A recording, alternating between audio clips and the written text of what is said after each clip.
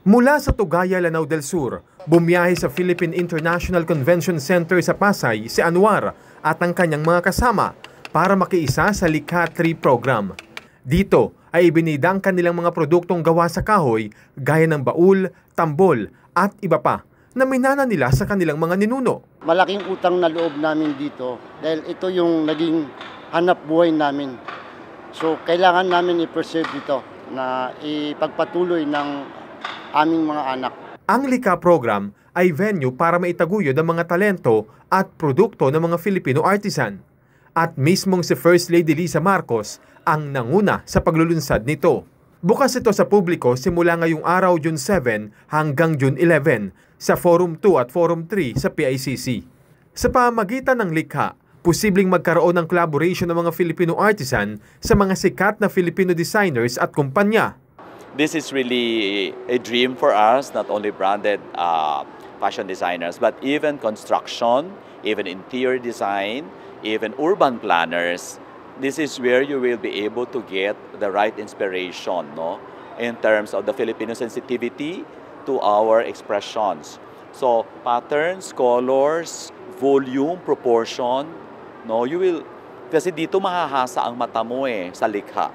Makikita rin dito ang mga Filipiniana at iba pang kasuotan ng ilang tribo sa bansa. Nariyan din ang mga produktong Pinoy tulad ng mga lamesa at upuan na gawa sa hardwood at mula sa Mountain Province. Malaki naman po ang may tutulong niya itong Likha po. Nagpapasalamat po ako kay Ma'am Lisa na na-invite po kami dito, na nakasali din po kami dito sa Likha para promote din po namin yung mga produkto po namin sa Ifugao. Papahuli ba ang mga parol ng Pampanga? Ang bago sa parol ng Pampanga ngayon ay digitalized na. It means na nagagamit na namin yung computer sequencer. Then sa mga commercial namin, nagagamit na kami ng ibang materials like fiberglass for innovation. Kasama na rin ang mga gamit sa bahay at marami pang iba na mula sa iba pang probinsya na sigurado ang kalidad. Ang religious artisan mula sa Dasmariñas, Cavite, isinama rin ng mga anak para maagang mamulat sa pakikihalubilo sa mga kapwa nila mahilig sa sining at kultura. Isang napakalaking break sa akin kasi doon katulad mo nag-interview.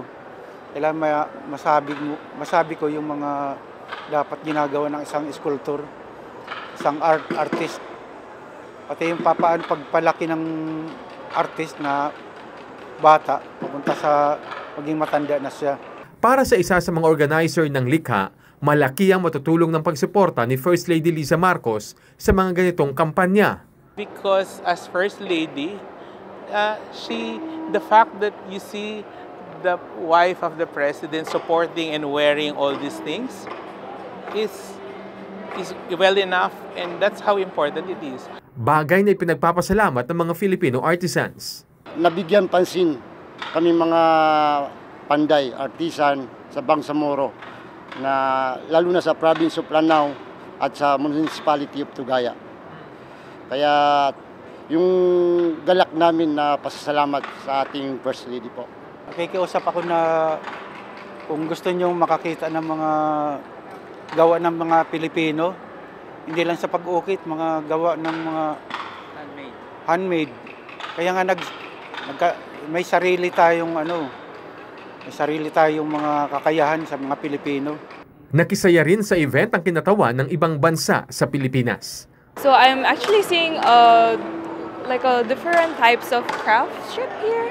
There's the textile, there's the wooden carving, I see the paroles. I think it's a very fun mix of diverse culture that we can see in the Philippines from the traditional time until the modern era. So I'm enjoying it. Ang pagtataguyod ng kultura ng bansa ay hindi lamang trabaho ng gobyerno, kundi tungkulin ng bawat Pilipino. Alan Francisco para sa Pabansang TV sa Bagong Pilipinas.